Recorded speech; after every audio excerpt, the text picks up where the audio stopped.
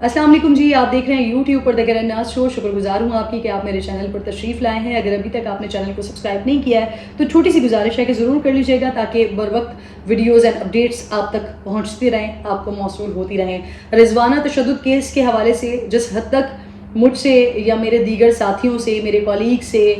دیگر ہمارے جرنلسٹ ہیں، ان سے جتنی کوشش ہو رہی ہے، ہم اس پر مسلسل آواز اٹھا رہے ہیں، مسلسل ہم اس پر بات کر رہے ہیں تاکہ رضوانہ کو ہم انصاف دلوا سکیں. اس بچی کی جو حالت ہے، جس اذیت اور جس تکلیف میں وہ بچی مبتلا ہے، یہ خدا نخواستہ کسی اور کی بھی بیٹی ہو سکتی تھی، یہ ہم میں سے بھی کسی کی بیٹی ہو سکتی تھی، اور وہ ہماری اپنی بیٹی ہے، ہماری اپنی بچی ہے. اور کسی بھی اس ملک میں رہنے والے کسی بھی شخص کو، کسی بھی انسان کو کسی دوسرے انسان کے ساتھ یہ سلوک کرنے کی، اور کسی معصوم بچی کے ساتھ یہ سلوک کرنے کی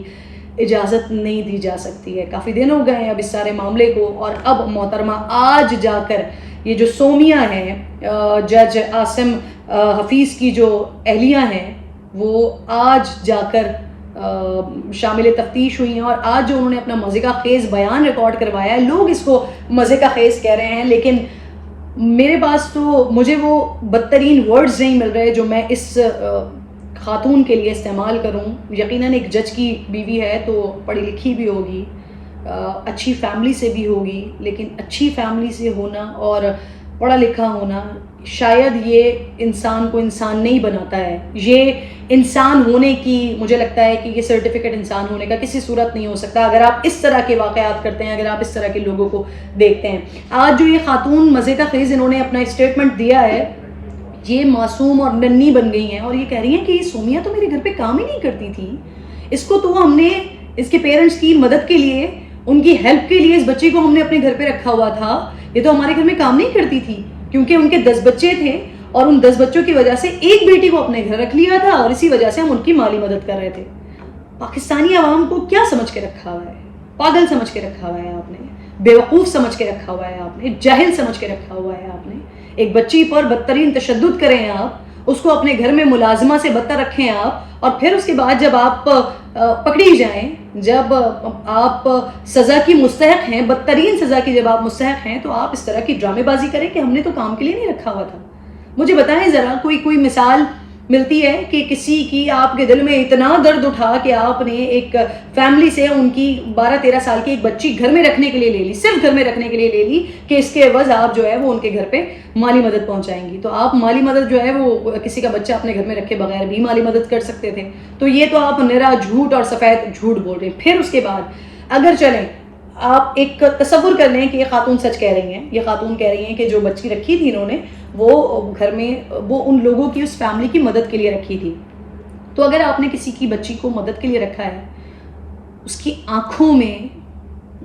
ناخن، جو بچی بتا رہی ہے کہ ناخن مارے جاتے تھے، اس کے منہ پر تیزاب پھینکا گیا ہے، آپ نے کسی کی بچی کو اپنے گھر میں مدد کے لیے رکھا ہوا ہے، اس کی آنکھوں میں یہ سب کچھ ہو گیا، اس کے اوپر تیزاب کے معاملات ہو رہے ہیں، اس کے سر میں زخم ہو گیا، اس کا بازو ٹوٹ گیا، اس کی انگلیاں ٹوٹ گئیں، اس کے پھیپڑوں میں انفیکشن ہو گیا، اور آپ کو کسی چیز کے بارے میں معلوم ہی نہیں ہے. آپ کسی کی اتنی بے خبر ہو کر مدد کر رہی تھی، آپ ان کو 10,000 روپے پہنچا کر ایک بچے کو اپنے گھر میں رکھا ہوا ہے، اور آپ اس کی فیملی کو منتھلی 10,000 روپے بھجوا رہی ہیں. اور آپ نے کہا کہ آپ کے جو شوہر صاحب ہیں، ان کے اکاؤنٹ سے، ان کے موبائل کے تھرو جو ہے وہ آپ نے تقریباً 60,000 روپے کی مدد کر دی ہے. تو محترمہ، یہ آپ نے مدد نہیں کی ہے، یہ 10,000 روپے مہینے کے حساب سے آپ نے وہ پے کیا ہے، جس اجرت پہ آپ نے اس بچی کو اپنے گھر میں رکھا تھا. 10,000 روپے ماہانہ پہ آپ نے اس بچی کو اپنے گھر میں رکھا تھا، 6 مہینے اس بچی نے آپ کے گھر میں گزارے، تو اس حساب سے یہ 60,000 روپے ہی بنتے ہیں. یہ آپ نے کوئی مدد کی صورت میں نہیں دیے ہیں. اور پھر اگر آپ کسی کی مدد کرتے ہیں تو اس کا بچہ اس کو بلا کر اس طرح سے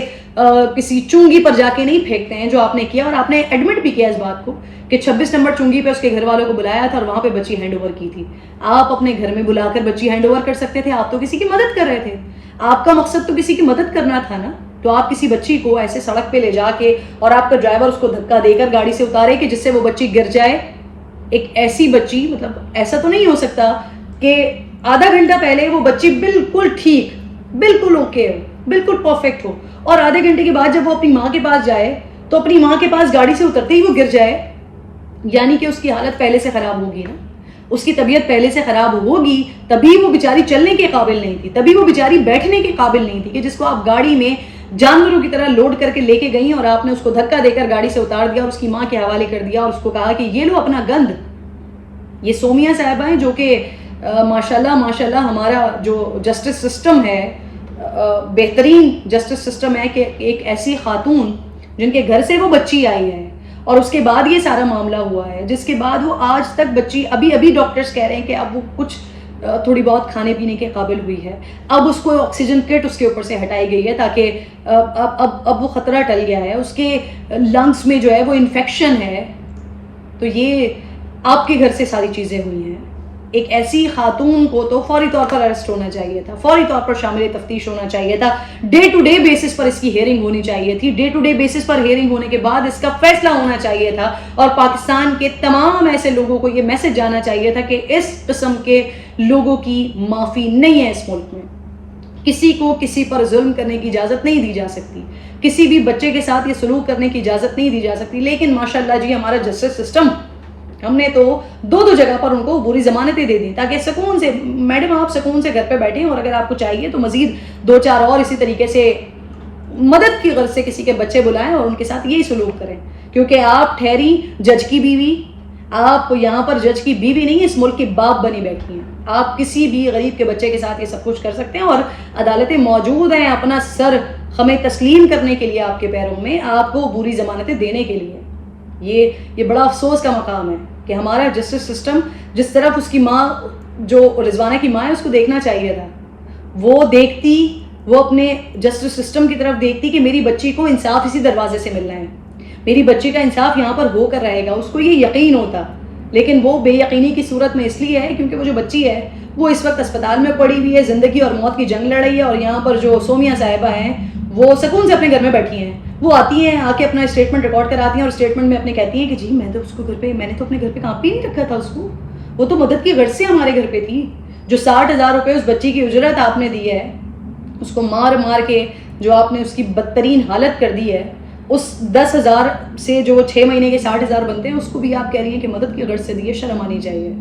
ایسے لوگ ایگزسٹ کرتے ہیں اس دنیا میں، ایسے لوگ موجود ہیں. اچھا جی، یہ بات اپنے ذہن میں رکھیے گا کہ اس سے پہلے جو جج صاحب ہیں وہ اس بات کو تسلیم کر چکے ہیں کہ ہمارے گھر پہ ملازمہ تھی، ہمارے گھر پہ کام کرتی تھی، لیکن اس کو کچھ اسکن الرجی تھی جس کی وجہ سے اس کو دوائیں لا کے دی تھی، لیکن وہ دوائیں لگاتی نہیں تھی. اب یہ سومیا صاحبہ یہ فرماتی ہے کہ اس کو اسکن الرجی تھی، اس کی آنکھوں میں کوئی مسائل تھے، ہم اس کو دوا لا کر دے رہے تھے اور جب وہ دوائی نہیں لگاتی تھی اور سر کے زخموں کا ان کی کبھی نظر ہی نہیں پڑی، انہوں نے دیکھا ہی نہیں. آپ کے گھر میں آپ کی فیملی کے ساتھ، آپ کے بچوں کے ساتھ اگر کوئی رہ رہا ہے تو آپ اس کو بہت زیادہ جو ہے وہ ڈیٹیل میں دیکھ رہے ہوتے ہیں، کیونکہ وہ آپ کی فیملی کے ساتھ، آپ کے بچوں کے ساتھ رہ رہی ہوتی ہے. آپ کے گھر میں جو کام کرنے والے لوگ ہوتے ہیں آپ ان کی نیٹنس کا بہت زیادہ خیال رکھتے ہیں، یا تو پھر آپ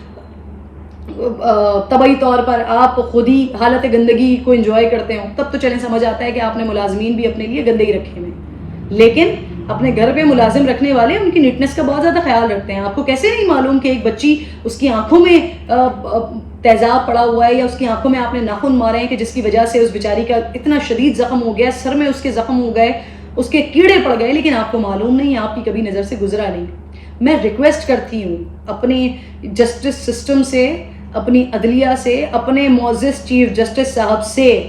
کہ سر یہ چیزیں ایسی ہیں کہ جس پہ آپ کا سو موٹو ایکشن لینا بنتا ہے، آپ کا نوٹس لینا بنتا ہے. آپ کے جو جج صاحب ہیں وہ ابھی تک اپنی ذمہ داریاں نبھا رہے ہیں. کیا وہ انصاف کر رہے ہوں گے جس کے کیسز ان کے ہاتھ ہتھے لگے ہوں گے، جنہوں نے ان کو دیکھا ہوگا، جن کے اپنے گھر میں جو ہے نا انصاف لانڈی بنی ہوئی ہے،